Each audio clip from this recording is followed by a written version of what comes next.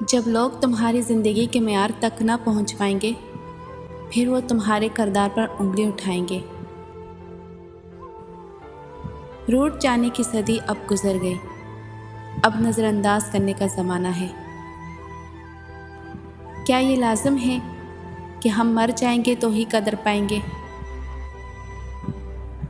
ویسے تو انسان خاک ہے، لیکن لفظوں میں آگ لیے پھرتا ہے۔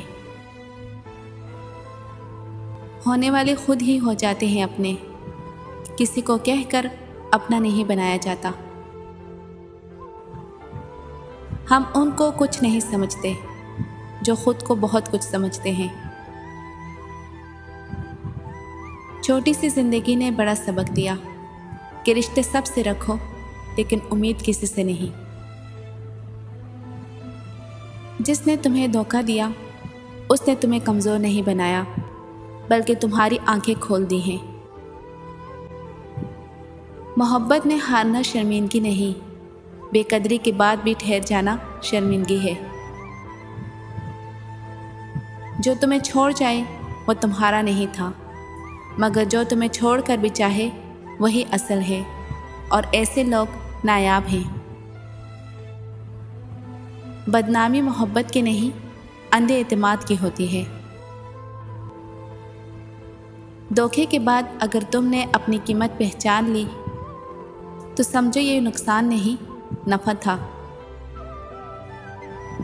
جو دل کو توڑتا ہے وہ خود کبھی سکون نہیں پاتا۔ محبت میں سب سے بڑی غلطی یہ ہے کہ خود کو کھو دینا اور دوسرے کو سب کچھ سمجھ لینا۔ اپنی قدر پہچاننا تب آتا ہے جب دوسرا تمہیں بے قدر کر کے چلا جاتا ہے۔ محبت کبھی برا نام نہیں چھوڑتی، برا نام صرف بے وفائی چھوڑتی ہے۔ دھوکہ کھانے کے بعد انسان یا ٹوٹ جاتا ہے یا پھر پہاڑ بن جاتا ہے۔ جو شخص تمہیں بھول جائے وہ سبق ہے، نقصان نہیں۔ اپنی عزت ہمیشہ محبت سے اوپر رکھو، کیونکہ محبت کے بغیر گزارا ہو سکتا ہے، مگر عزت کے بغیر نہیں۔ یاد رکھو، جو تمہیں چھوڑ کے گیا ہے وہ مستقبل میں پچھتائے گا، اور تم ماضی بھول چکے ہو۔ محبت کے دھوکے نے تمہیں بدنام نہیں کیا، تمہیں عقل مند بنایا ہے۔ سب سے بڑا بدلہ یہ ہے کہ تم اس کے بغیر خوش رہو جس نے تمہیں توڑا۔ جو تمہیں دھوکہ دے اس کے لیے نفرت نہ رکھو، بس اپنی خاموشی سے ثابت کرو کہ تم قیمتی ہو۔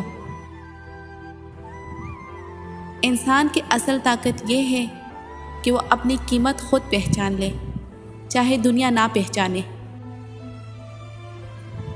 لوگ محبت کو کھیل بناتے ہیں، مگر سمجھدار وہی ہے جو کھیلنے کے بعد کھڑا ہو کے اپنی عزت بچا لے۔